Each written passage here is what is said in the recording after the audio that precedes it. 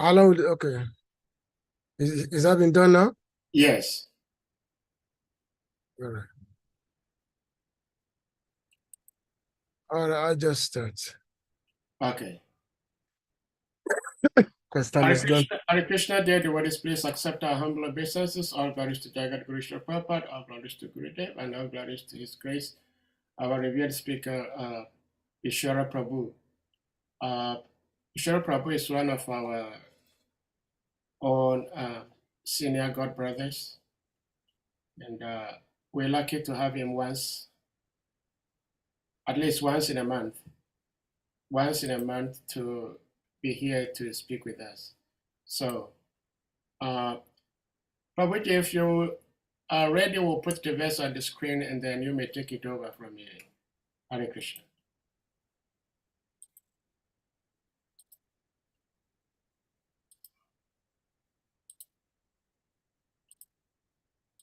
Govinda Jaya Jaya Gopala Jaya Jaya Radha Ramana Hari Govinda Jaya Jaya Agyanatiminda Ganangana Savakaja Chaksusumitaye Natasmasi Gravi Namaha Chichitamano Vistan Stapitayena Bhutale Sampakadamaya Dadati Sampadantikam Gurave Gurachandaya Radhikaya Tadalaye Krishna ya Krishna Bhaktaya Tad Bhaktaya Namo Namaha Vandeha Sri Guru Shritam Patakamala Sri Guru Vaishnava Nuscha Sirapam Sakajatan Sahagana Raghunatha Vitantam Sajivan Sadhuetan Savadutam Parijana Saitam Sri Krishna Chaitanya Devan Sri Radha Krishna Padasahagana Lalita Shri Visakhavitam Shri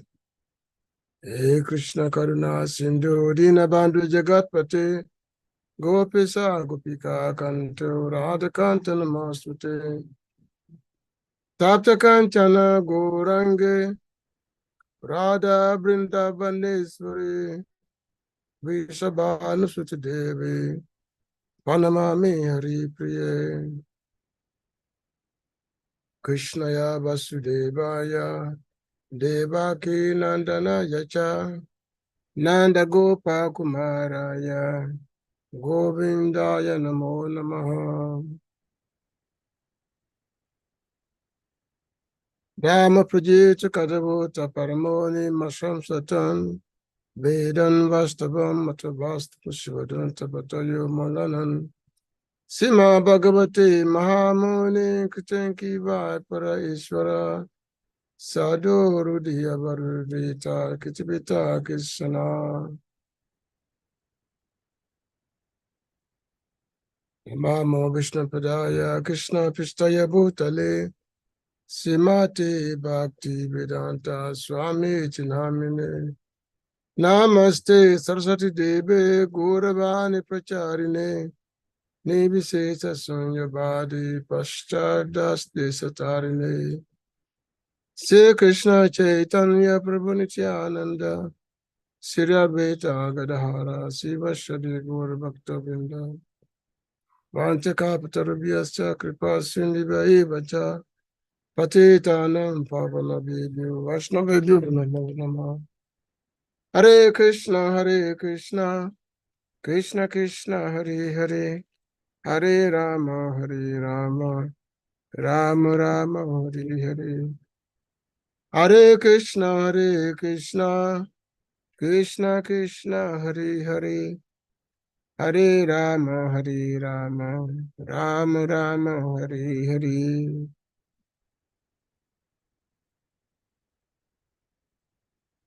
So I guess we're still waiting for more devotees to come in. I welcome those who are already here. 1, 2, 3, just like we have, mostly we have Matajis tonight. So we'll wait for the others to come in. So I welcome everyone for the Shrimbago time. It's a daily program on the Hare Krishna Africa.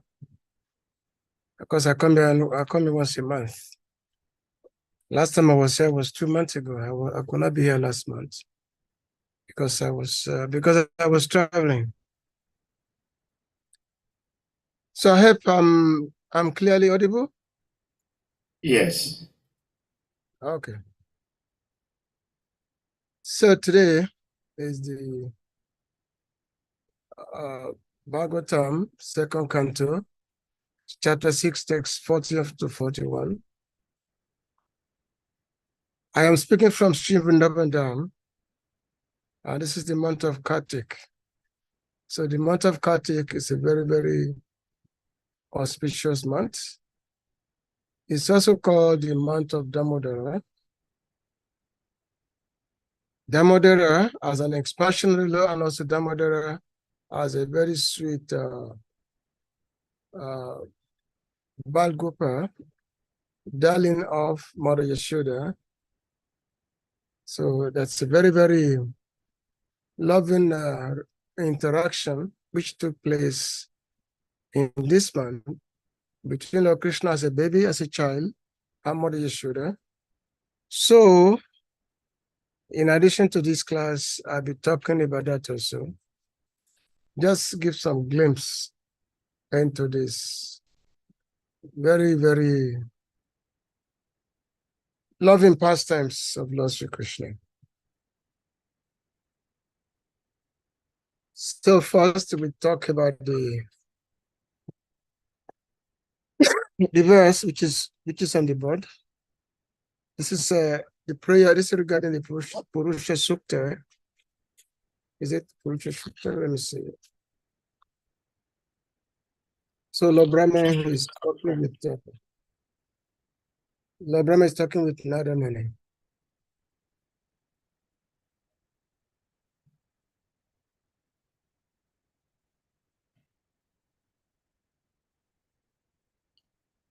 All right, so I just chant the verse and I read the translation and purports. The translation and purport is by His Divine Grace, Srila Prabhupada. Srila Prabhupada ki jai. Vishuddham kevalam jnanam pratyasam yavashtitam satam punam adhyanam antam nigunanitam advayam. Okay.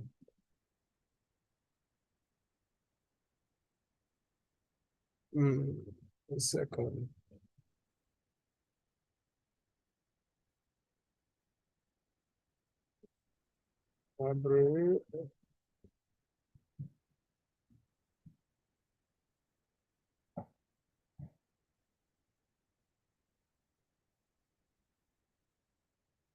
Here is the Bhagavatam.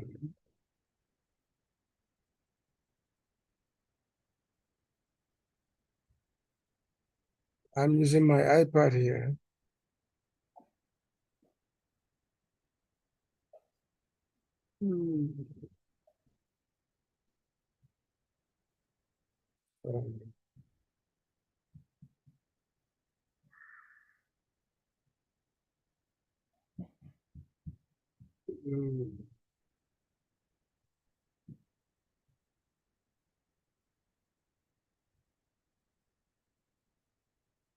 All right.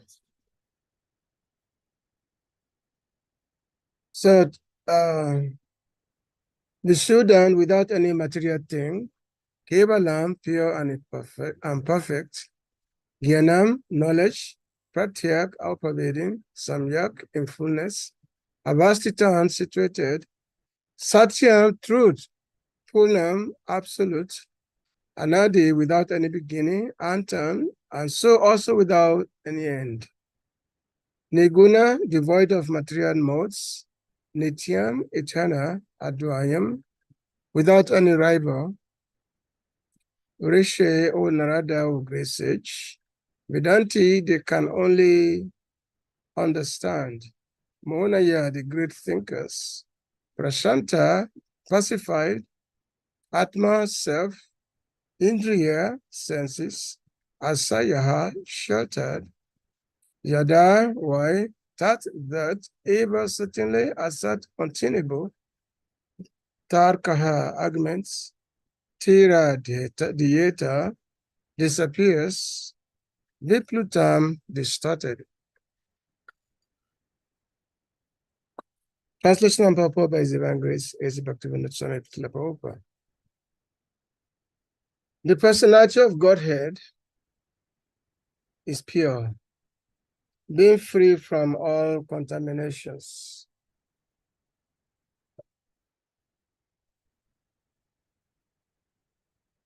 Being free from all contaminations of material things.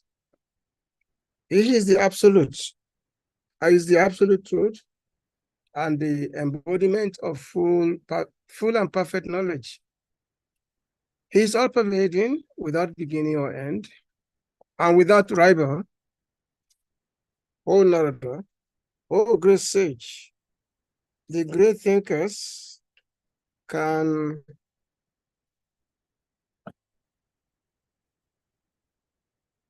one second.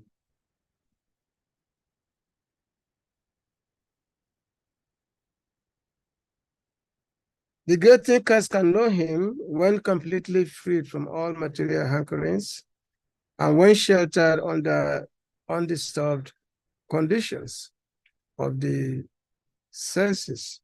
Otherwise, by untenable arguments, all is distorted, and the Lord disappears from our sight. Purport. Here is an estimation of the Lord apart from his transcendental activities in the temporary material creations. Mayavada philosophy tries to designate the Lord as contaminated by material body when he accepts forms of incarnation. This sort of interpolation is completely denied herein by the explanation that the Lord's position is pure and unalloyed in all circumstances. According to Mayavad philosophy, the spirit soul, when covered by nations, is designated as Jiva, but when freed from such ignorance or nations, emerges in the impersonal existence of the absolute truth. But here it is said that the Lord is eternally the symbol of full and perfect knowledge. This is his speciality, perpetual freedom from all material contaminations. This distinguishes the Lord from the individual common living entities who have the aptitude for being subordinated by nations and thus becoming materially designated. In the Vedas, it is said that the Lord is Jnanam Anandam, full of bliss and knowledge.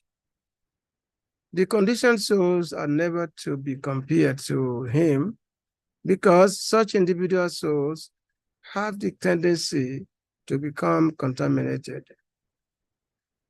Although after liberation, the living entity can become one with the same quality of existence as the Lord, his very tendency to become contaminated, which the Lord never has, makes the individual living entity different from the Lord. In the Vedas, it is said, Sudam Apapavidam, the living entity Atma, no, the individual Atma becomes polluted by sin, but the Lord is never contaminated by sins. The Lord is compared to the powerful sun. The sun is never contaminated by anything infectious because it is so powerful. On the contrary, infected things are sterilized by the rays of the sun. Similarly, the Lord is never contaminated by sins. On the contrary, the sinful living entities becomes sterilized by contact with the Lord.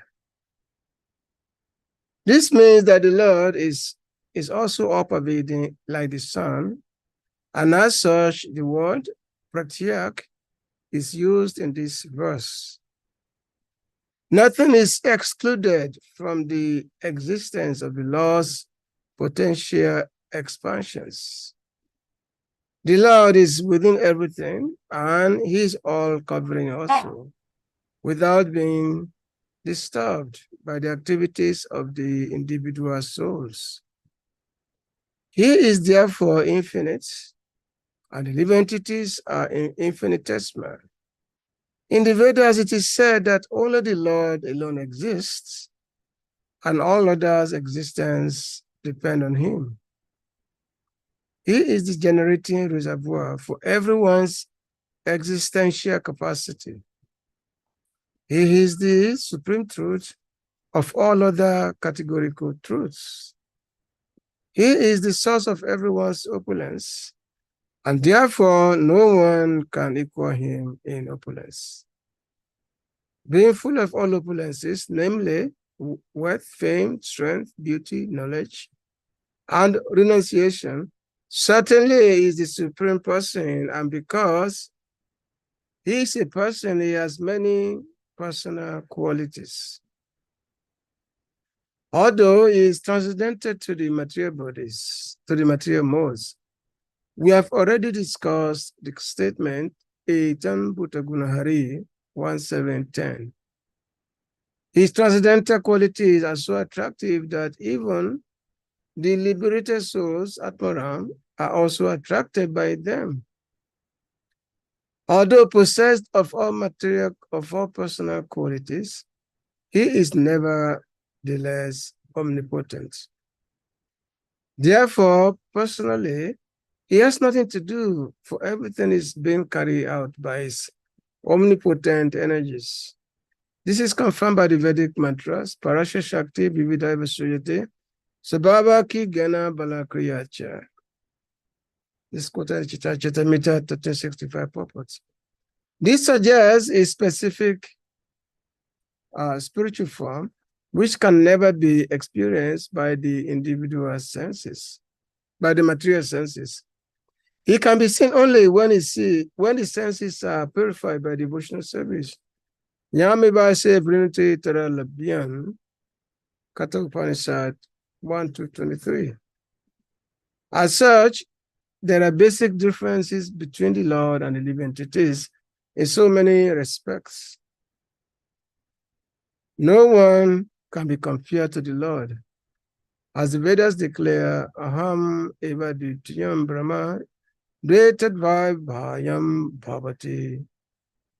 The Lord has no competitor, and He has nothing to fear from any other being, nor can anyone be equal to Him. Although He is the root of all other beings, there are basic differences between Him and other beings. Otherwise, there will have been no necessity for the statement in the previous verse that no one can know Him 100% as He is. Nayam vidanti tattvavenam. That no one can fully understand Him is explained also in this verse. But the qualification for understanding, to some degree, is mentioned here. Only the Prashantas, or the unalloyed devotees of the Lord, can know Him to a greater extent. The reason is that the devotees have no tendency or have no demands in their lives but to be obedient servants of the Lord.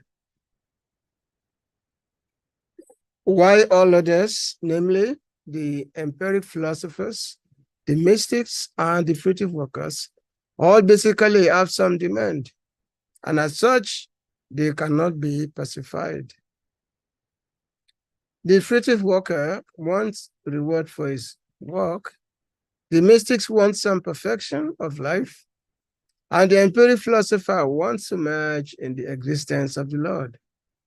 Somehow or other, as long as there is a demand for sense gratification, there is no chance for pacification. On the contrary, by unnecessary speculative arguments, the whole matter becomes distorted.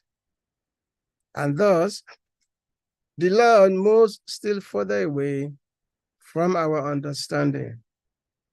The dry speculators, however, because of their following of the impersonal features of the Lord, to some extent, but there is no chance of their understanding his ultimate form as Govinda, because only the Amalatmanas, or the completely sinless persons, can accept your devotional service to the Lord.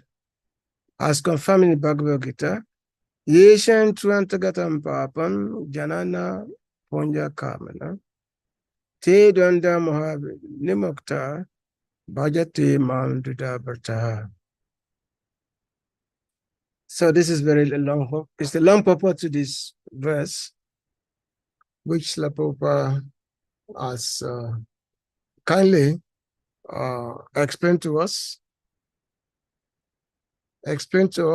about the omnipotency, about the greatness, about the absolute nature of the Supreme Lord, Sri Krishna. Just to read the verse again, it said, Vishuddham Kibala Gyanam Pratya Samya Bhashtitam Satyam Punam Anadyam Tam Nuguna Nitya Advayam Rishi Vidanti Manaya Prashanta Mendriya Shrasaya Yadata Devashat Takais Tirodiyeta Viplutam. The personality of Godhead is pure, being free from all contaminations of material things. He is the absolute truth and the embodiment of full and perfect knowledge. He is all-pervading, without understanding or end, and without rival. O Narada, O great sage, the great thinkers can know him when completely freed from all material knowledge anchorings, and when sheltered under undisturbed conditions of the senses. Otherwise, by untenable arguments, all is distorted and the Lord disappears from our sight. So actually, the Lord is never really visible to anyone's sight. The Lord only reveals himself to his pure devotees, to those who have rendered service unto him in pure love. So the Lord, out of his own costless mercy, he revealed himself to them. Otherwise, it's not possible to see, because why? The Lord is transcendental to any material senses, material mind, material intelligence. The mind intelligence can speculate about him for eternity. He may keep on speculating that the Lord is this, the Lord is that, this. But that speculation will just go on only. It will lead to nowhere. Because the Lord cannot be attained by any speculative process. It cannot be attained only by bhakti. Bhaktyanam aham eva bhakya. Bhaktyanam is it? Bhaktya ananya sakya. Evam vidu Arjuna gyatan vyastuncha tatuina pravestuncha parantipa. Krishna is telling Arjuna that only by unallowed devotional service cannot be known. Only by devotional service. And what is the nature of that devotional service? Is loving devotional service. That is the only way by which the Lord can be known. So in the Vedic scriptures, was that ye ibam son tenalabia, the verse that says that the Lord, yami vaisa vinute tenalabia.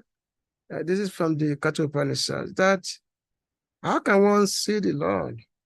Because no one has any capability to see him. Well, but when the Lord revealed himself out of his own sweet will, then it becomes visible to his devotees. But only when he revealed himself, which means out of his own sweet will only, that the Lord can be attained. There's no other process by which it can be attained. There are so many monies who have been speculative for time immemorial. But they've been doing that, but they never attain him. There are so many Vedic scriptures, many Upanishads are there, all trying to ascertain the nature of the absolute truth.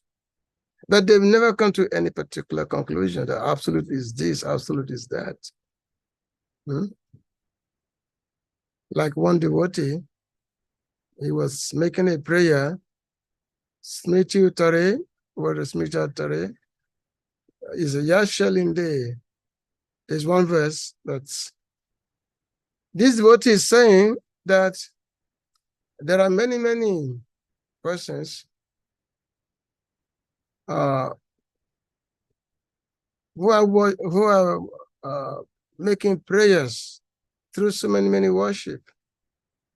There are many persons who are worshiping the Vedas, Upanishads. Why they worshiping the Vedas? Because the Lord can be understood to some extent by studying the Vedic scriptures. But this devotee is saying that I want to worship Nanda Maharaj. He even said, I want to worship Krishna. He said, I want to worship Nanda Maharaj. Why did he say, I want to worship Nanda Maharaj? Because Nanda Maharaj, in his courtyard, the supreme absolute truth, the supreme Brahma, the supreme law is playing in his courtyard. Krishna is playing as a child, 2 or 3 years old, as a child in the courtyard of Nanda Maharaj. And sometimes Nanda Maharaj will say, my dear Krishna, bring my shoe. My dear Krishna, bring my shoe. And Krishna, as a child, loving boy, even was 3 years old, he will carry his father's shoe on his head, to go and give to Nanda Maharaj. This is the supreme absolute, this is the supreme personality of Godhead, whom all the fear personified, they are afraid of him. The fear personified, so many great demigods are there. Brahma, Vishnu, Brahma, Shiva, Indra, Agni, Vayu, so many demigods. They dare not even come in front of him. They can't. But the same Lord, who everyone is following, everyone is performing so many tapasya, trying to attain him. The same Lord, he has become just a small darling of his parents, of his father, mother and father, Mother Yashoda, and Nanda Maharaj. Nanda Maharaj will say, my dear Krishna, bring my shoe. Bring my shoe. And Krishna will take the shoe of Nanda Maharaj, he will carry it on his head and go and give to his father. Krishna will say, Baba, Baba, Baba, Baba, Baba means father. Baba, Baba, Baba, And then whenever Krishna says that, the Nanda Maharaj will be so much overcome with transcendental bliss, happiness. And then we carry Krishna, put Krishna on his lap. And looking at the beautiful Krishna, he'll be shedding so much tears. That what a beauty is this? It's like, who has created this beauty? Because Krishna is so beautiful, because the Lord is actually one of the opulence of God is the beauty. The Lord is so beautiful that his beauty changes at every moment. It goes, every moment the beauty changes. And this is one of the qualities by which Lord Krishna excelled all other incarnations. There's so many incarnations of the Lord. So many incarnations are there. So many expansions, Vishnu expansion, Narayana expansion, many incarnations, Nisringadev, Kuma, Matsya, Ramchandra, Varaha, Vaman, so many incarnations. They all are very beautiful. All are beautiful, but none of the incarnations have such beauty that Krishna has. So there are 4 kinds of sweetness. Is called Rupa Madhuri. Rupa Madhuri means his beautiful form, which even no other incarnation, no other expression have. And also is Rupa Madhuri, Venu Madhuri, the way Krishna plays his flute. By playing the flute, the entire creation is captivated just by his flute playing. And when the whole creation is captivated, all kinds of sinful reactions simply get blown away. So Venu Madhuri, Rupa Madhuri, what's another? There are 4 qualities. Lila Madhuri is pastimes. In a short while, I'll be talking about the childhood pastimes of Krishna, the pastimes of Lord Krishna, which the entire creation is enraptured. So as mentioned, Srila Vishnu Chakravarti is shedding light on this verse which you read today. He said, but you have said you do not know the Lord in verse 38. It is the impersonal from that you do not know. Is it impersonal form that you do not know? This verse answers, Jnanam is the word modified by the other words. It means a form of bliss. Since the Shruti says, Jnanam, Ananda, Brahma, the Lord is knowledge and bliss. It's from Aranyaka Upanishad. This Jnanam is Kevala because it lacks subjects, objects, and instruments, since knowledge simply knows or simply is. It does not need another object to carry out the recognition, and has no objects other than itself. It is without coverings, the Shuddha. It is separate from everything else, Pratyak. But it is situated properly because it pervades everywhere. Although it pervades everywhere, it is still in its same excellent form, Satyam. It is without lesser degree, Punam. It is without birth and change, Anadi Anantam. It is not mixed with the material gunas, Niguna. It remains in one form throughout time. Nothing else can compare to it.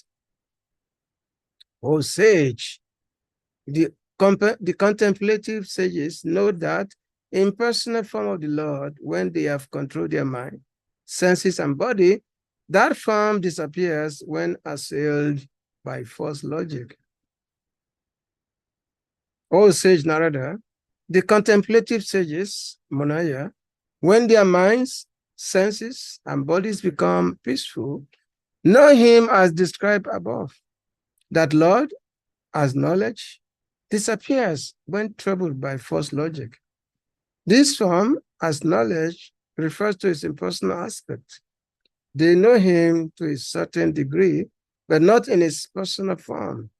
This is explained in the 10th canto. Non-devotees, however, cannot realize you in your full personal feature.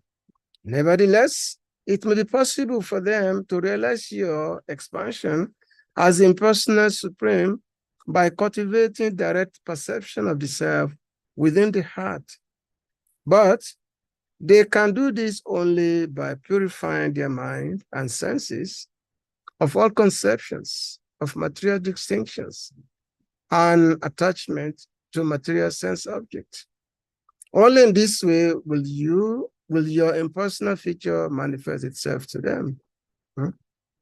So this, what as we've been reading, the purport is that the Lord is not possible to be known by material senses or the mind. It's just not possible. The Lord is complete in everything. Puna punas in the Upanishad. We say Om Puna Mada Puna Puna Shya Puna Baya Puna Vivasishite. That Om Puna, the Lord is complete in everything. He's complete.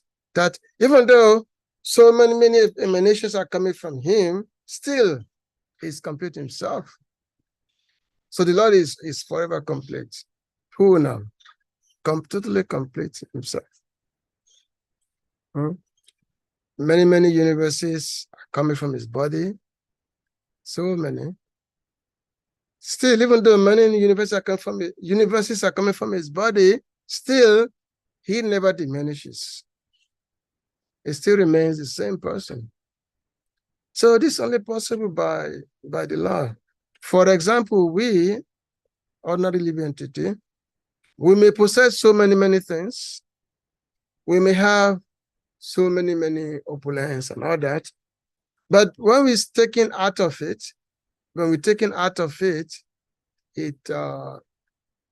now, when we take it out of it, whatever we possess diminishes. It does not, it diminishes. Just like in the materialistic economic, they call it the law of diminishing returns. That's kind of, that's why I study economics. Which means when you take away something from something, that originally diminishes, isn't it? But the Lord is not like that. The Lord, many things are coming from him. Still, he still remains the same. His opulence never diminishes. As a matter of fact, the more anything comes from the Lord, the more it increases. Whatever he possesses, the more it increases. So therefore, even locations, when we talk of his supreme beauty, even he himself become amazed by his own beauty. There was one time when Lord Krishna, he looked in the pond and he saw the reflection of himself. When he looked into the pond and saw the reflection of himself, he said, "Oh, who is this?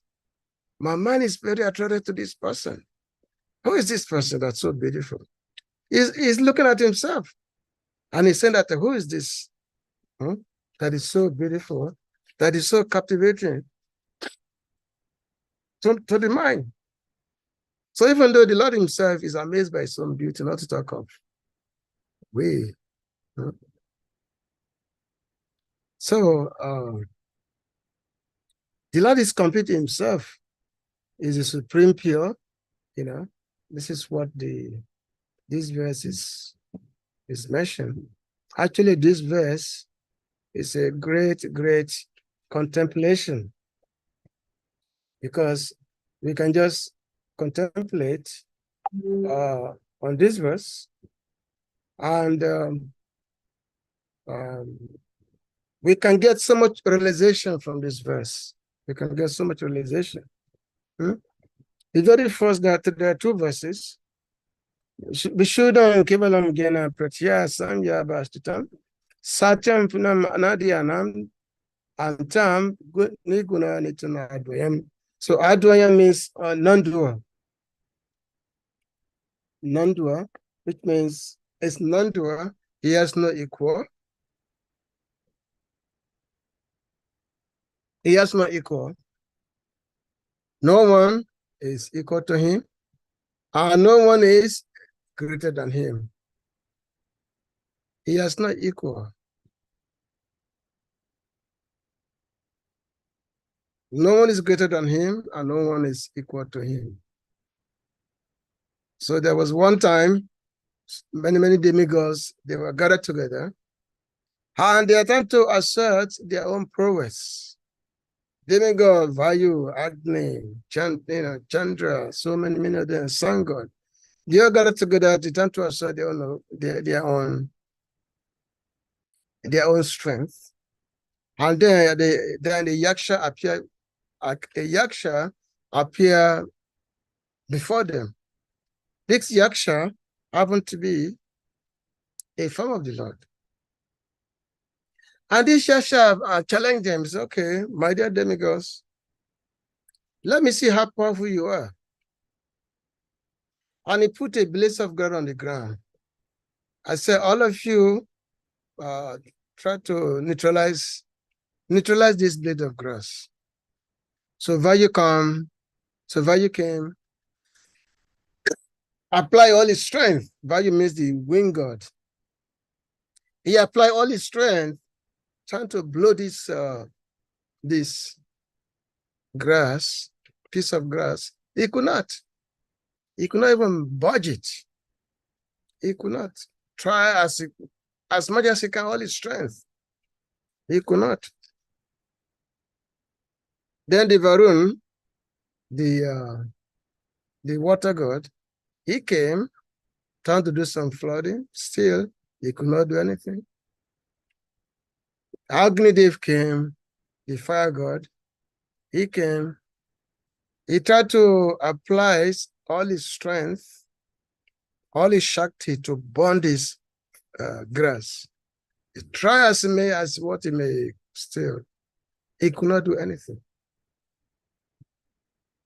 So, because the Supreme Lord, his power, nobody can come close to it. That's the nature of the Supreme. So, mention the laws, Vishuddhan Kevala Agyanam Pratya Samya Abhasitam. The Lord is that knowledge which is full of bliss, Suddha Sattva, beyond subject, object, and instrument, distinguished from all else, situated everywhere in its true form, complete at all times, without beginning or end, without material gunas, material qualities, eternal, and without comparison. Who can be compared to him? Nobody. Nobody can be compared to him. So Srila Jiva Goswami said in this connection, he said that the unique qualities of the Swarup of the Lord are described in 2 verses. The Lord is Jnanam and the very form of happiness. Shruti says, Jnanam Ananda Brahma. Brahma is knowledge and bliss. Briya Arayaka Upanishad. This is qualified by adjectives to distinguish the Lord from the Jiva. Just like we said that the Lord, there's a Jiva, there's a Vibhu, and then there's Anu. Anu means tiny, infinitesimal. The Jiva are delimited the infinitesimal, but the Lord is called Vibhu. Vibhu means big. It's infinite. One is infinite and one is infinitesimal. That is the difference between the Lord and the ordinary living entities. So he mentioned that this is he's especially pure, Vishuddhan, Kevalam, not contaminated with ignorance. Shruti says, Ayan Atma, Phalat Papman, the Lord is free from sin. Chandogya Upanishad 8:15. This is because he is different from all else. So the Lord is never affected by sin. Just like when the Lord came here, he performed so many pastimes years ago when the Lord was here in few thousand years ago. He performed so many pastimes. And some of those pastimes sometimes may appear to be ordinary living entity, to be some kind of sinful activity. But the Lord is never affected, is never touched by the so-called sinful activities, by the so-called sinful reactions. Whatever he does is absolute. Just like the sun. When the sun is there, the sun is passing through so many contaminated items. So many contaminated items is there. The sun is, by the touch of the sun, everything is burnt. So the sun is never affected by any contamination of this material world. Similarly, the Lord is like that. The Lord is the Lord of the seas behind the sun. He's never affected by any form of contamination, any form of sinful reaction. of this material world is called apapa vedam. Apapa means sin, and apapa means non-sin. Apapa vedam is fully purified. It's totally sinless. It's beyond sin, beyond sinful reaction.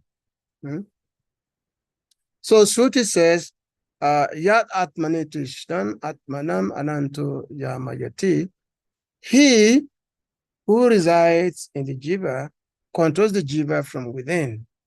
So there are a lot of verses which Jiva Goswami he had quoted here, by which he can enable us to understand the nature of the Supreme Personality of Godhead.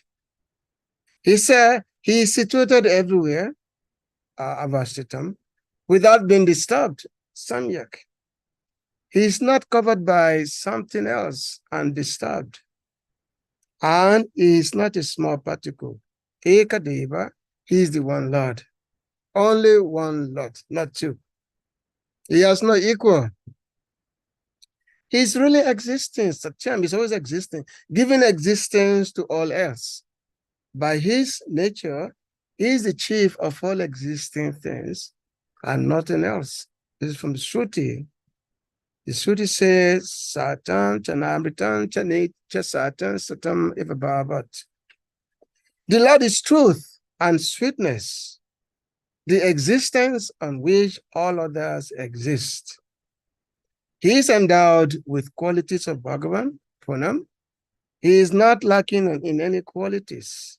His form is with no beginning or no end. Anadyanatam.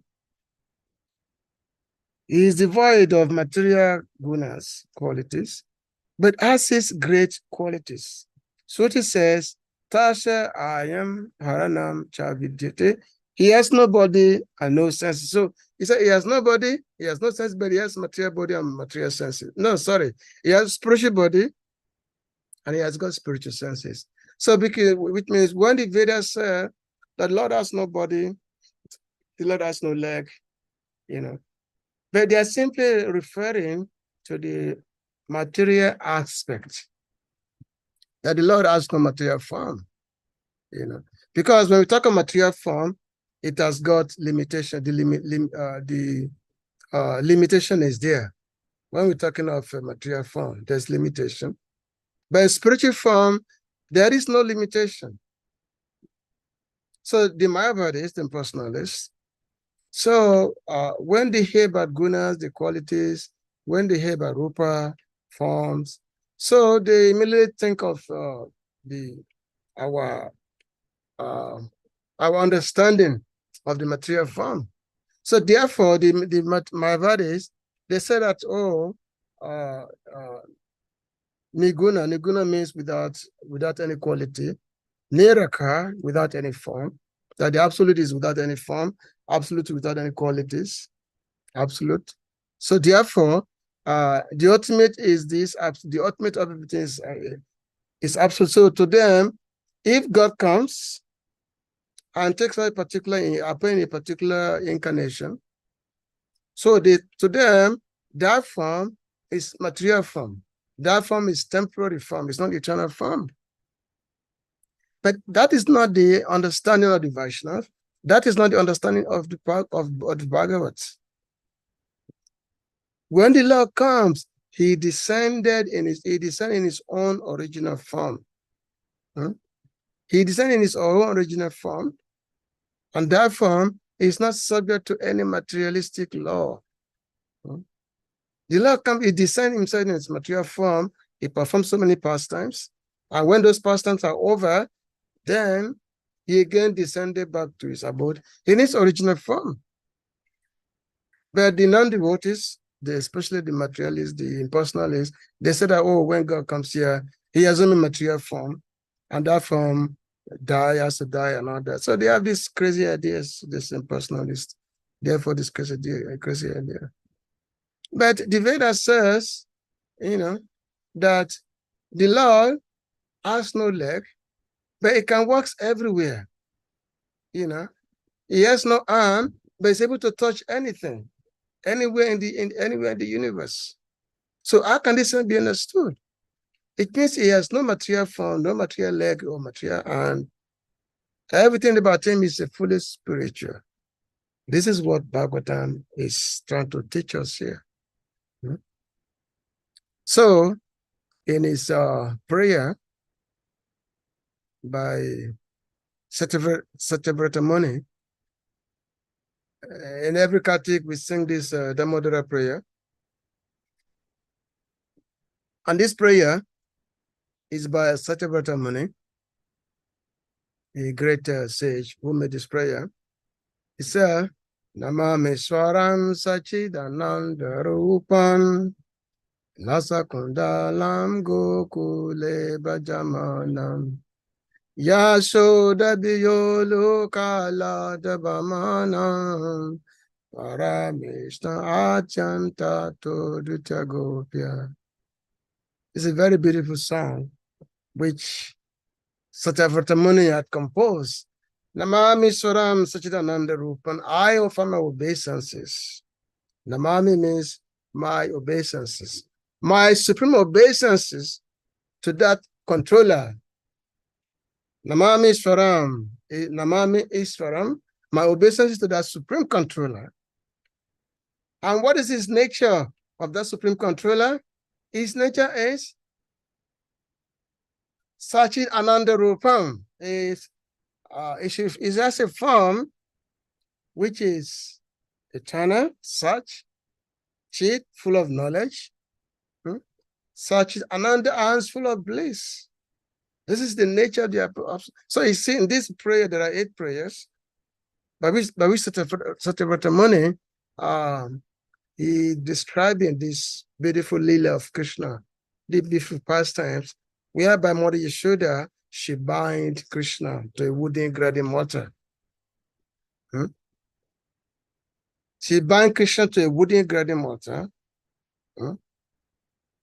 This is called Damodara, means the one who is bound in his belly with the Damodara is bound by the wood grind. So, same pastimes, Satyavrata Muni begin to pray. Namami Swaram Sachidananda Rupam. Then he said, Lasa Kundalam Gokule Bajamana. Mean the Gokul is such a special abode. This is Vrindavan. Gokule, Lasa Kundalam, like his hearings, Krishna, that time Krishna was, 2 years old. He was 2 years old. Yeah, 2, 3 years. He was actually 2 years old. Very, very naughty that time. Very, very naughty. Past times of being very naughty. Because Krishna, God, he wanted to give bliss. He wanted to give happiness to his devotees. Actually, this Damodara Lila is a pastimes of love to the extreme, the affection by which the Lord has for his devotees. The kind of love that the Lord has for his devotee in the extreme stage. This is what this Damodara Lila is actually signified. To the extreme. That person who is the God, the Supreme Lord, the control of everything, the control of all, that person is not running away from his mother. Yashoda Biyolu Kalada. He became afraid of Mother Yashoda. Because Mother Yashoda, she had taken a stick to wanting to beat Krishna. Because Krishna had committed some naughty acts. Krishna had committed some naughty acts, so Mother Yashoda wanted to beat him. So now what happened? How come? What happened? So one time, just to make this story short, because we don't have so much time. So the gopis of Vrindavan, they've been complaining to Mother Yashoda that, oh, Yashoda Maya, dear Mother Yashoda, your son, this naughty boy, he has been coming every day to our houses and be taking the butter and feeding the butters to the monkeys and his friends. Morning time we come and break the pot. You break the pot and smear the room full of so many butter. We break all the yogurt, all the butter pot, break them and feed the monkey. He and his friend, they will eat, and then they will feed the monkeys.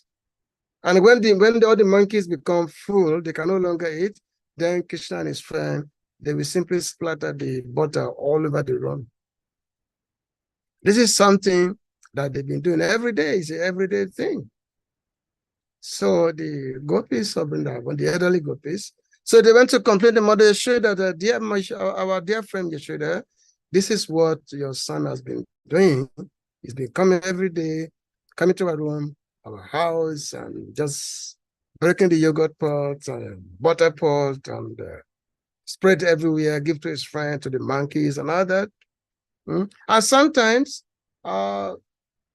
even though we lock the room, even though the room is dark, but Krishna, he has got a special effulgence by which he can tell where the butters have been hidden. Because sometimes Mother Yashoda will tell him that, okay, if Krishna is able to enter your room, and take away and break into the yogurt and butter pot.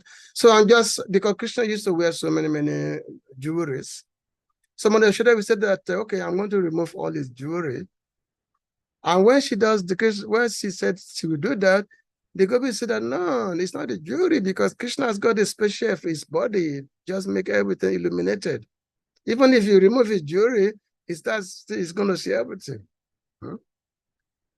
So a lot of complaint was there that the elderly gopis, that they are doing.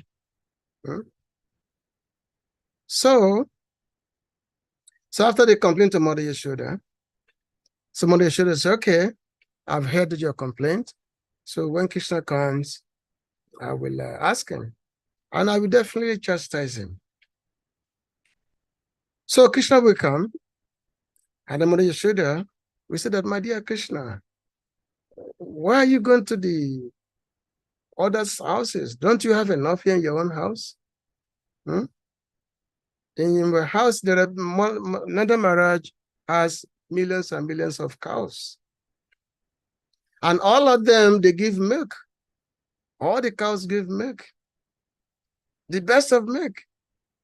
So what is not here that make you go outside to other people's houses, break into their room and steal all their butter? So Krishna will say, 999.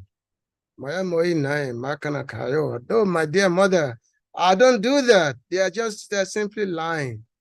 That is not true, mother. That is not true. That is not true. I'm not going to steal any butter or any yogurt. This is not true. They are simply lying. They're simply lying to you.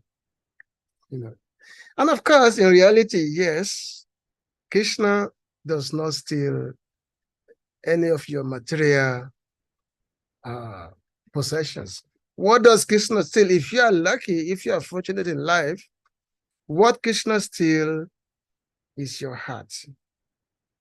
Krishna is called Chitacho, which means he's the stealer of the heart, not Makancho, the potative. It's Chitacho. Because sometimes Krishna is okay, today I'm not going to go to the house of the gopis. I'm just going to stay here. I'm not going to go anywhere. So the day when Krishna will not go to the house of the gopis to steal butter, that house, all the gopis, all the elderly gopis, all the various also, they will all become restless because they're expecting Krishna to come and commit his mischievous activities. But when Krishna doesn't come, they will become restless. And they will go to Mother Yashoda that, hey, Yashoda Maya, is anything okay with Kanai? This Krishna is called, Kanai, Krishna. Is Krishna all right today? Is Krishna sick or something? Because we are not seeing Krishna today. They become so, agitated. Where is Krishna? They go again, become the Mother Yashoda. Why Krishna has to come today asking Krishna if Krishna is sick or something? Because what Krishna is stealing is the heart, not your so-called possessions. Ravana Tankara Makana Taskara Gopi Jana Vashari Vajirara Kala Gopa Brinda Pala Chitahari Banshidari.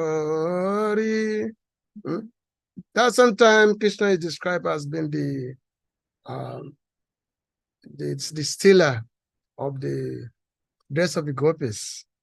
Gopi Vastra Hari. Vastra means the dresses of the gopis. There's a pastime where Krishna supposedly stole the dress of the gopis. Or Makana Chajina. Rabanatak Makana Taskara. Makan means the butter, stealing the butter. But what is Krishna is stealing? No, he's not stealing the butter, he's not stealing the dress. What he's stealing is chitta. Chitta means the heart. So which means if we are fortunate in this world, if we are fortunate, then Krishna can steal our heart. But we are so unfortunate that what is happening, Maya is stealing our hearts. All our, how am I stealing our heart? Our attachment to family members, to society, to this. We all have so many obligations in this world.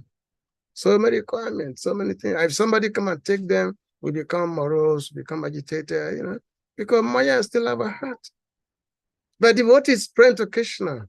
Oh, my dear Krishna, Nadana, Nadajana, Sundari, and Kapitan Vajika, discover, my dear Krishna. I do not want anything. I do not want wealth. I do not want any possessions. What do I want? I just simply want to be your servant, birth after birth. That's all I want. Such as devotees, such surrendered devotee, then Krishna is still your heart, not your so-called, not the so-called material possessions. So the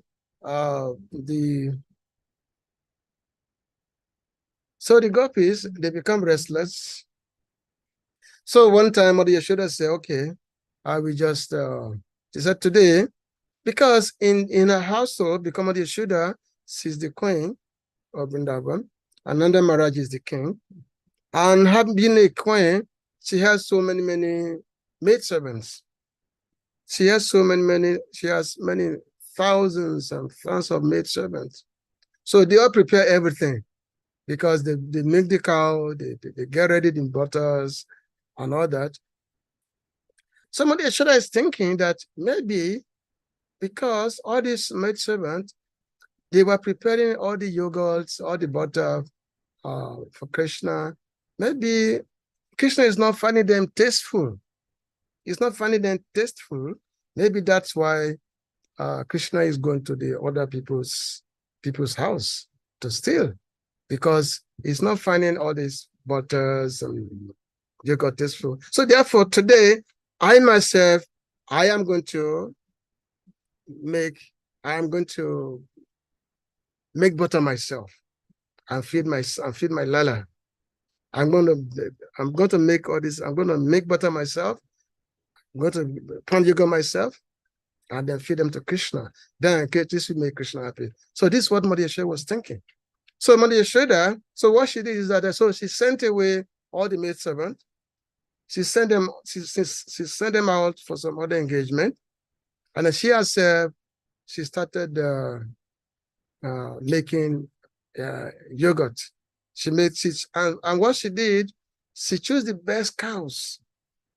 Nanda Maharaj has millions and millions of cows. So among them, she chose all the best cows. Actually, the cow is such that the way you treat them is that way they will give you the milk. The cow will give you excellent milk the way you treat them. The cow will not give the same milk.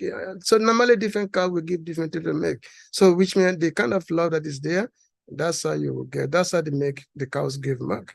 So the best cows of Nanda Maharaj, so Mother Yashoda, she made those cows herself. She made them. She made all those cows, so many of them. And then she came and then she prepared, she started making. Therefore, she was boiling some milk, boiling them, and then started making the started churning the meat. She was churning the milk. And as she was churning the milk, while doing that, what was she doing? She was simply thinking about so many pastimes of Krishna, so many leelas of Krishna. She was thinking, because Krishna is her life. She has no other life. Krishna is her life. So while churning butter, thinking, Govinda Damo, Dharma Daveti, Govinda Damo, Dharma Daveti. Thinking of so many pastimes of Krishna from the time Krishna was a baby, when Putana came, tried to kill Krishna, and Krishna killed Putana. And then, after that, a few months after that, there was Sakatasura was there. Krishna killed Sakatasura. Then there was a Trinavata. After when Krishna was 1 year old, Krishna killed in a Trinavata. So Mother Yashoda was thinking of all this pastime, and it was so absorbed in all this lila of Krishna, and then she was simply churning the milk, rolling the milk around.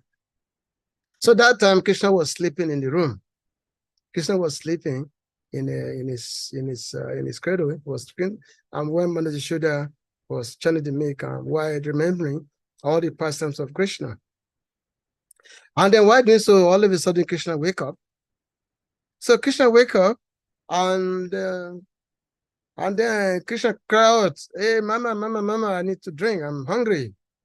So Krishna ran from the room, from the house. He came to the courtyard where Mother Yashoda was churning the milk, and Krishna sat on his mother's lap. And immediately, with so much affection, love and affection, tears coming from her eye, so the milk automatically flowing from the breast of Mother Yashoda. So Krishna was drinking this milk.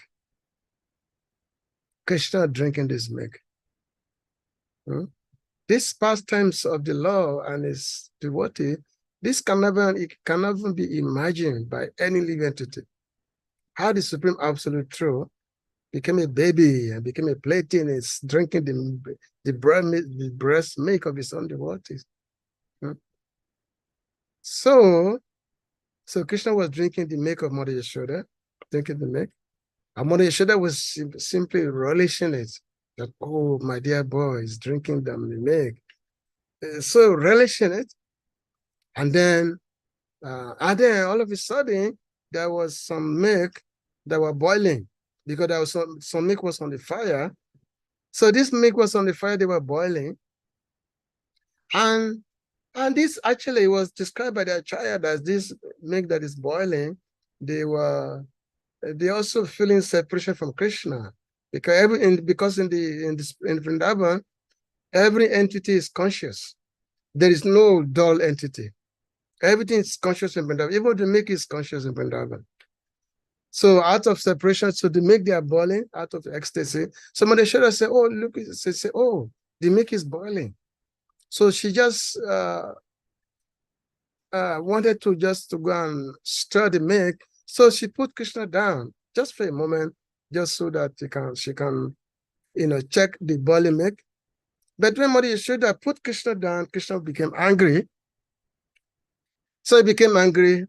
I took a stone and threw it at the pot that Mother Yashoda was churning.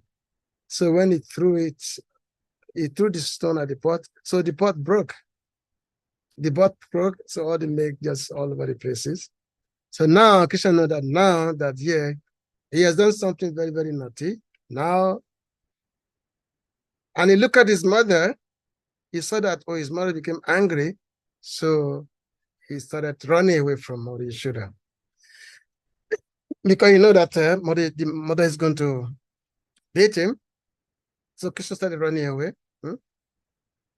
So Krishna was running away. Yashoda biyolu in lasa kundalam gokule brajamanam. Yashoda biyolu kala dabamanam. Paramishtamajanta to Rutagopi. So Krishna sent his mother running. So was running out of fear of Mother Yashoda. Biya means to be fearful. So out of fear of Mother Yashoda, Krishna was running away. Krishna running from fear of Mother Yashoda. So, and then Mother Yashoda, with a stick in her hand, she was chasing Krishna. Chasing Krishna with a stick in her hand. And as Krishna was running away, he was actually shedding tears, crying, it's kajal and tears coming from his eye. And it was rubbing this kajal, we call it kajal, the ointment on the eye. This was spread all over his face because of his crying. And Mother Yashoda kept running after him. But as long as he kept running after Krishna, she could not catch Krishna. Because how can you catch God? It's not possible to catch God. So many yogis, they've been trying since time immemorial, trying to catch God, but they can never catch him. Can never catch him. Somebody Yashoda was running, and Krishna was running, and Mother Yashoda was running after him, trying to catch him. Now, the running of Mother Yashoda trying to catch Krishna is not an ordinary run. Mother Yashoda, out of her intense love for Krishna, she said, I must catch Krishna. I must catch him. Even though she was a little bit, being a woman, she was actually an elderly woman. She wasn't young. She was actually, because with the time when Nanda Maharaj and Yashoda Maya, the time they had Krishna, they were very elderly. They were elderly women. So she was elderly woman. Krishna was only 2 years old, so which means he had all the strength in this world to run. So the Mother Yashoda will not give up, running after Krishna. Running after Krishna. Krishna was going, running, and she was running after him with a stick in her hand. It was like a competition. Krishna was running. Mother Yashoda said, I must catch Krishna today. I must catch Krishna. And Krishna is running. Krishna said, no, you can never catch me. So it's become a big competition. And you know what? It so happened that when there's a competition between the Lord and his loving devotees, who wins? Devotee always wins. Devotees always win. So when Mother Yashoda was running after Krishna, now, and then she was thinking of kind of inconvenience Krishna must be having, because Krishna was running on the ground, and the ground is full of so many stones. She was thinking, oh, my dear boy is running on these stones. This stone is going to be affecting his feet so much. So she was actually thinking of the inconvenience or kind of that Krishna must be having. So because of that, Krishna allowed himself to be caught by Mother Yashoda.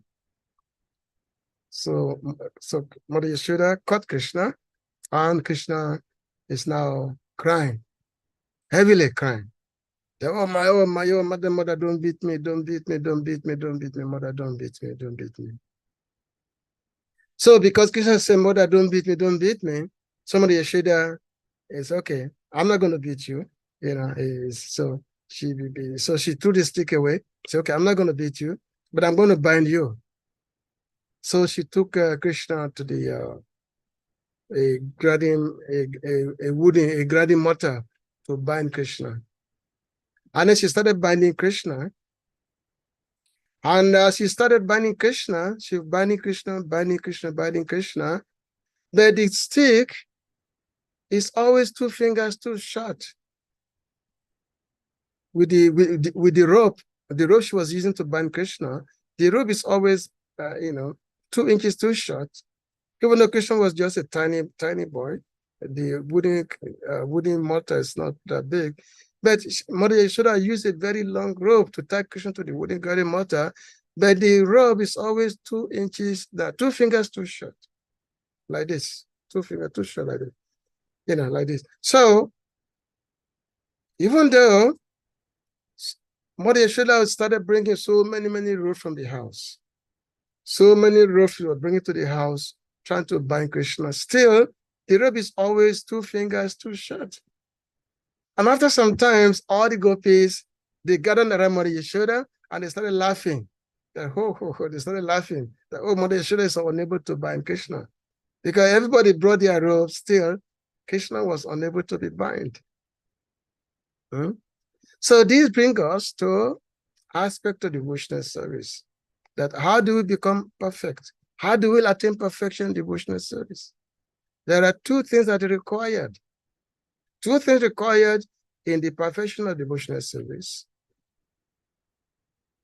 And that is, one is our own endeavor. Our endeavor, we should not be lacking in the practice of devotional service. There's so many aspects of devotional services there. One, don't be critical. No, always be very prayerful. You know, performing devotional service all seriousness. Do everything with eagerness. Following the regulations of devotional service. All this has to be done. That is one. And the second one is the mercy of the Lord. That we always have to constantly pray for the Lord's mercy. So with those two things, our own endeavor and then the mercy of the Lord, then the devotional service, the perfection of devotional service can be attained. So this is what two fingers too short, this is what it signifies. That yes, our endeavor for perfection, and then depending on the Lord's mercy. Two must go together, then we can attain perfection. So Mother Yashoda, so after all our effort, then Krishna allowed himself to be born. And he mentioned that Tayo Bhakti, what's it? Bhakti Badam. Bhakti Badam means Mother Yashoda, how was she able to bind Krishna? Not by the rope, but she was able to bind Krishna by Bhakti. Bhakti Badam. That's how she was able to bind Krishna.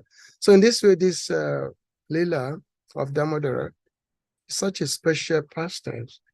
And this pastime is very dear to the devotees. So this month, we are always very remembering of this past. We pray to the Lord to grant us the mercy of devotional service, to grant us this privilege by which the inhabitants of Vrindavan have.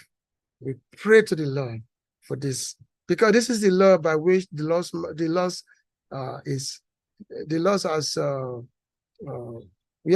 is very merciful to his devotees. His act of mercy is shown in his pastimes of Damodara, in his Damodara Lila pastimes.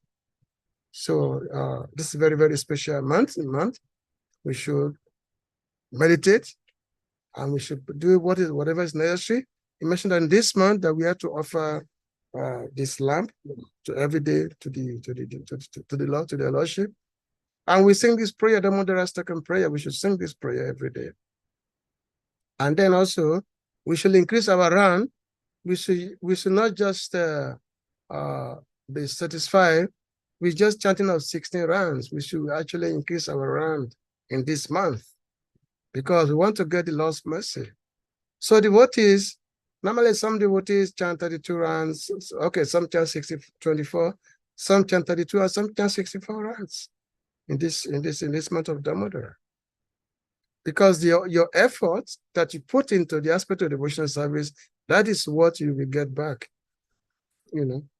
This effort is not something that's dictated by someone. This is something that's actually recommended for your own self. By the acharyas, they are saying this. So therefore, we should pay close attention what the acharyas are saying of what we should do in this month of Damodara.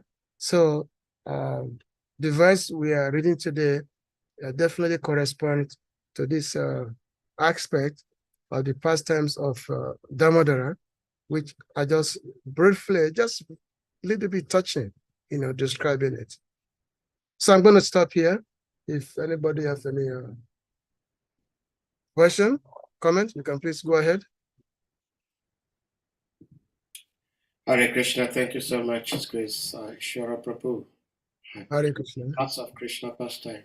Dear devotees, if anyone has question, comment, realizations you would like to share, please hit me on mute and speak. Hare Krishna Prabhuji.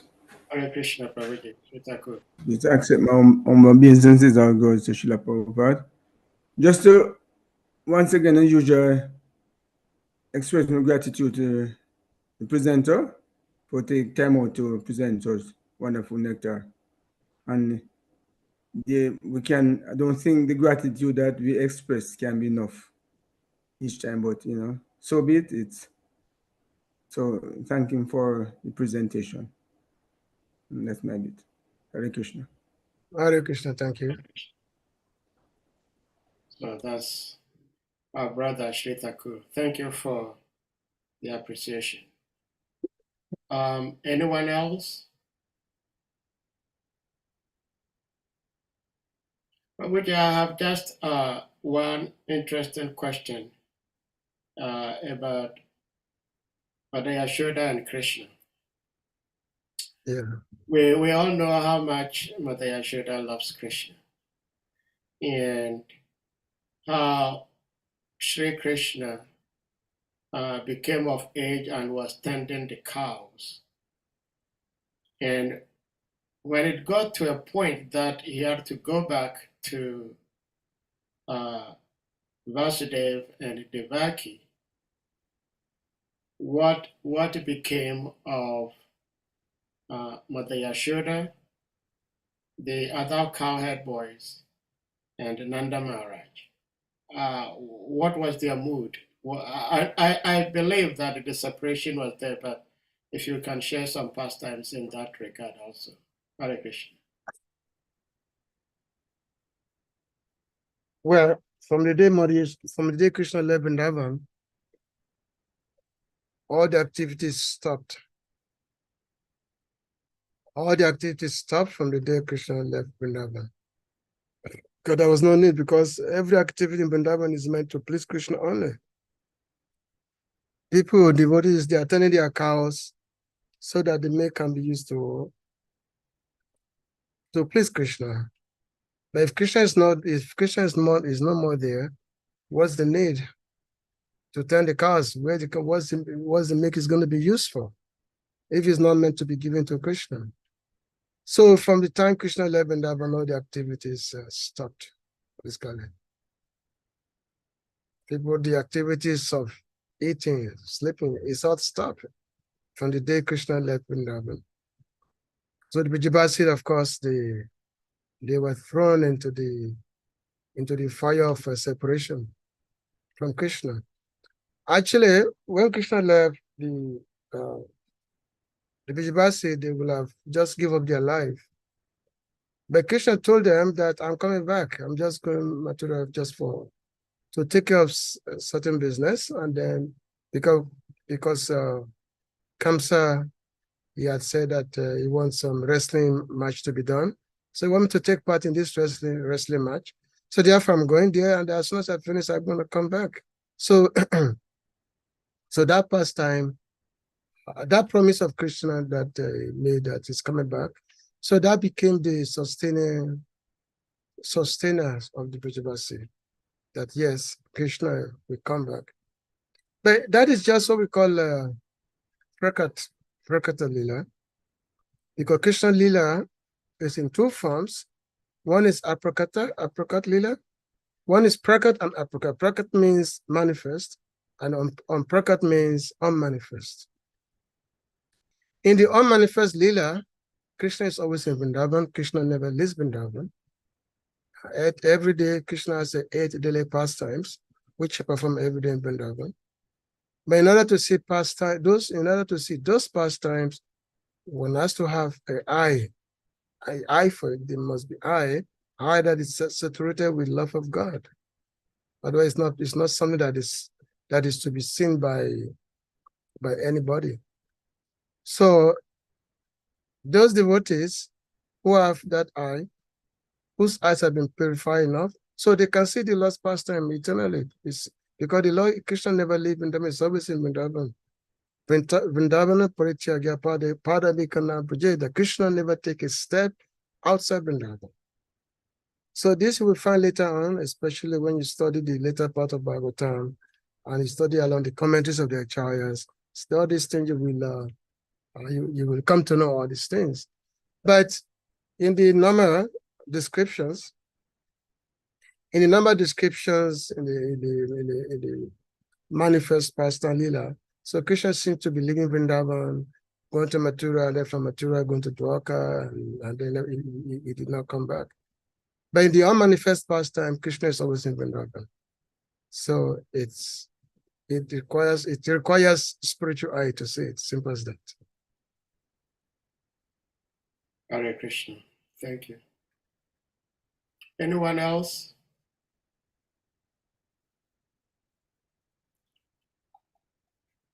All right, so thank you, devotees. Today is Friday. Okay, Hare Chakra Prabhu, please you may unmute.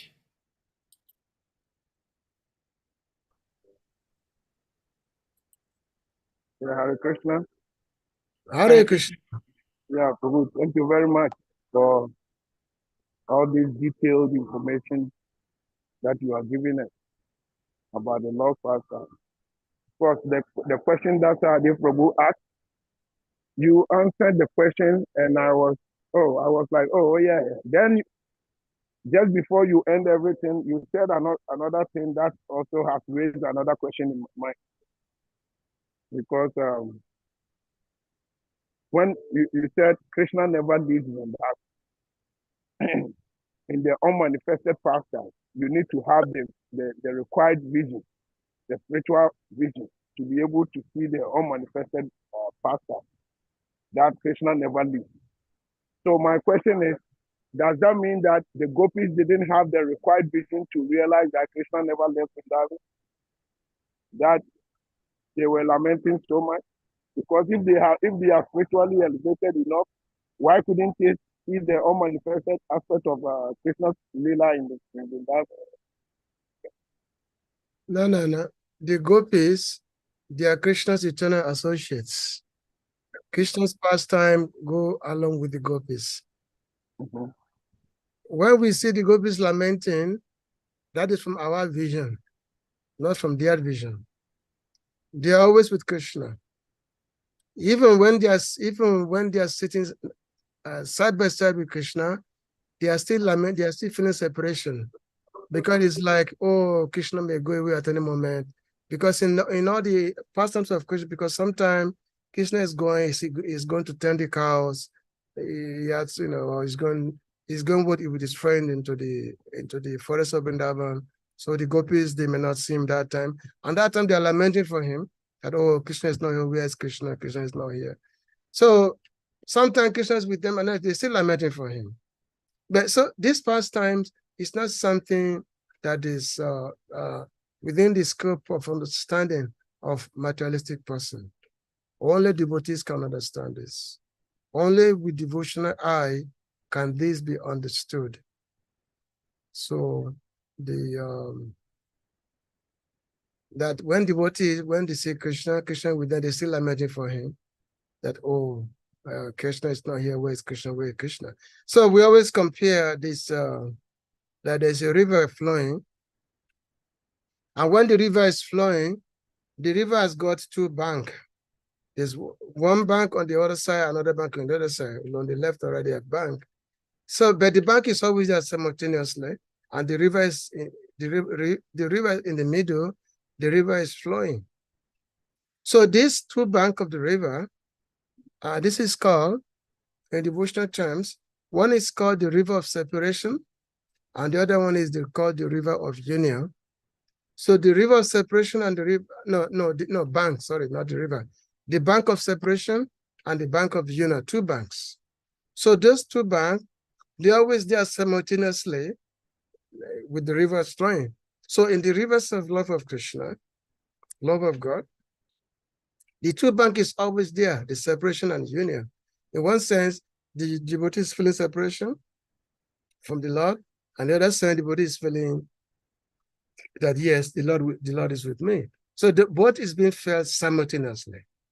So this is something that required the high level of spiritual understanding to see. It required the high level of spiritual understanding to see how both the separation and union, they are together at the same time. So that is the reality of spiritual life.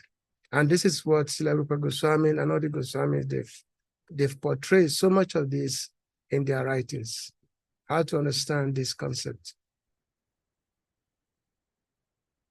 The inhabitants of Vrindavan, they are Krishna's eternal associates. They are always with Krishna. But in terms of them feeling separation is what I just described. That yes, the two river is there. I mean the river is there, the two bank of the river is there. The separation and the union is there simultaneously. But it's way.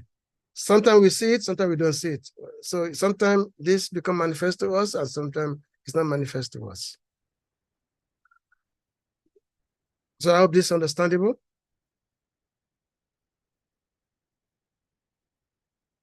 Hare Krishna? Yeah. Thank you, Prabhu. Okay. Thank you. Hare Krishna. Hare Krishna. Well, anyone else with any question, comment? So I was saying today is Friday, it's the end of the week. We thank the Lord. So, Kabikanapu, Prabhu, you have a question? You have Kabikanapu online. You have Barara Prabhu. Hare Krishna, Prabhu, you say what? You have question or comment? Oh, okay, Prabhu, let me ask a question, Prabhu. I was thinking about it.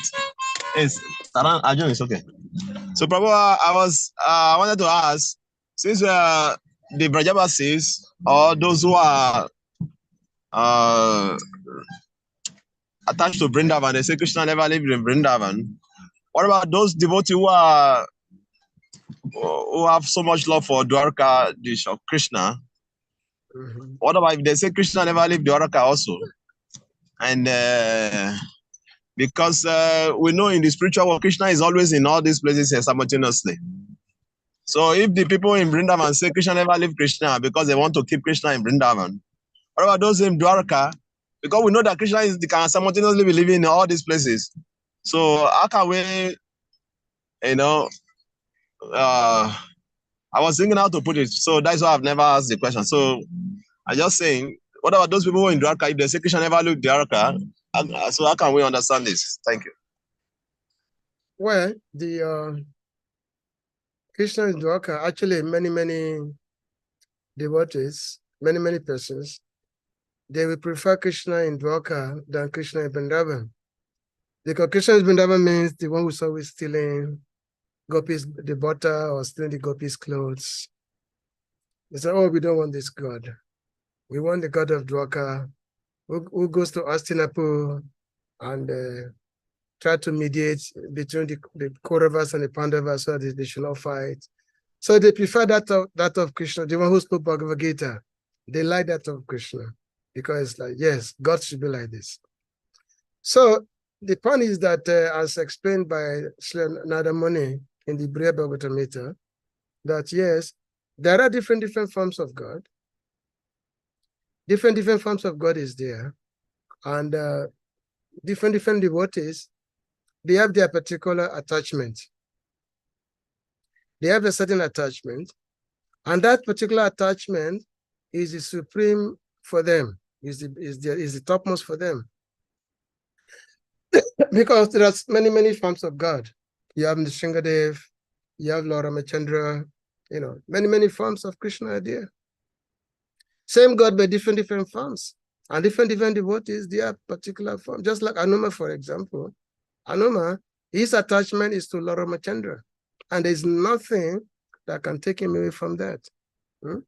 Anuma said, Srinate, Janakinate, Chabida Paramatmani, Tatamama Rama Padmalochane. He said that even though Srina means Narayan, the Lord of Lakshmi, and Janakina, the Lord of Janaki, which means the Sita Devi, even though they are the same person, still my attachment is to the lotus feet of Lord Ramachandra. So there was one time actually, one story was there that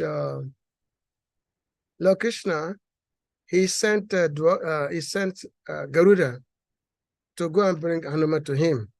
When the Lord was in Dwarka, he was performing his pastime, and he sent Garuda to go and bring Hanuman to him.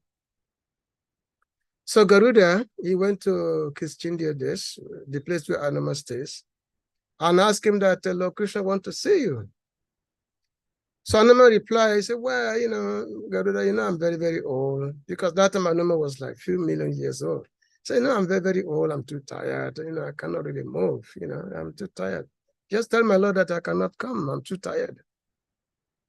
So Garuda went back to Dwarka and told Krishna that, well, Anuma said it's too tired. He cannot come.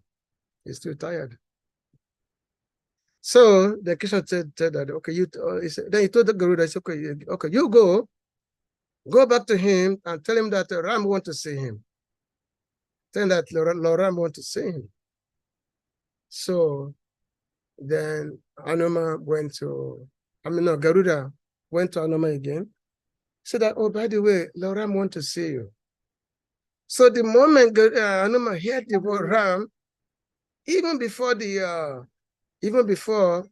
Garuda could complete his statement, immediately Anuma jumped up and said, yes, let's go. He jump up. He became very excited. He said, let's go.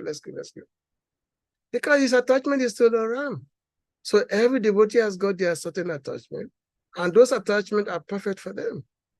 So if a devotee have certain attachment, we don't criticize that. We don't say, oh, your attachment is lower than my attachment. No. That's the way the Lord has manifested himself to them, to those particular devotees.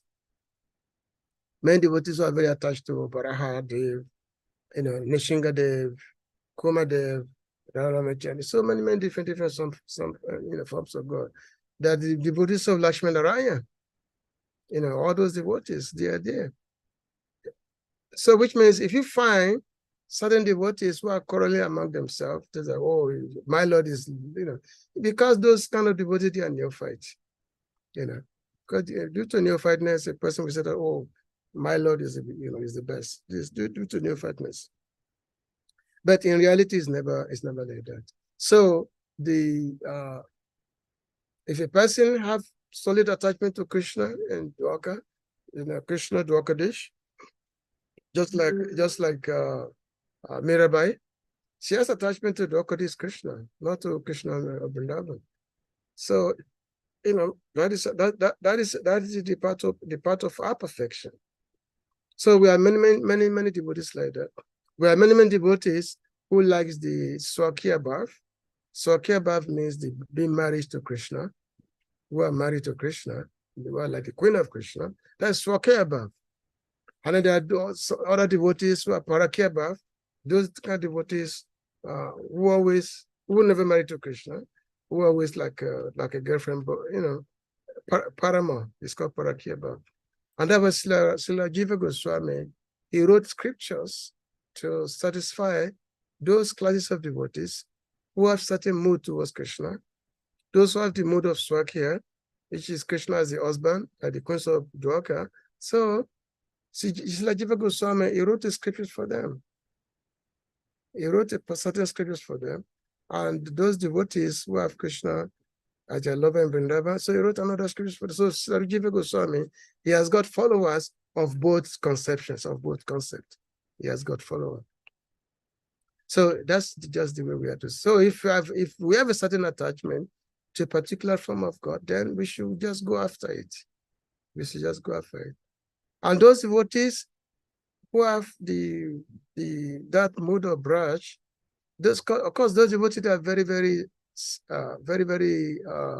rare, very, very selective. Not too many. Very, very rare are those devotees who have that Braja mood of Radha and Krishna. Those kind of devotees are very, very rare. Hare Krishna. Thank you very much, Prabhu. Hare Krishna, Prabhu. Hare Krishna. Hare Krishna, thank you. This is time to be in Vrindavan. Kartik time. So you have to come. We are waiting for you. Oh, please, if you put your hand on our head, your feet on our head, then we can become a resident of Vrindavan like you. So we are praying for you. Hare Krishna. Vara probably want to say something? Hare Krishna, Dandava Pranam, Ishwara Prabhuji. Hare Krishna, Vara Prabhu. You came all the way to Ghana and you did not step to Togo. But somehow I couldn't. At that time, I was doing some fasting, so I couldn't reach out to you. Anyway, It was a quick thank you. trip. Quick Thank you trip. for coming. Yeah, thank you. Thank you for the wonderful Krishna Katha and the Damodara Lila. Very refreshing to hear that. Thank you, Prabhu. Hare Krishna. Thank you, Hare Krishna. So we're going to humbly request all the devotees to kindly unmute, and we all chant Hare Krishna Mahamantra to express our appreciation to our revered speaker, His Grace, Ishara Prabhu. Jai. Hare Krishna, Hare Krishna, Krishna Krishna, Hare Hare, Hare Rama, Rama Rama,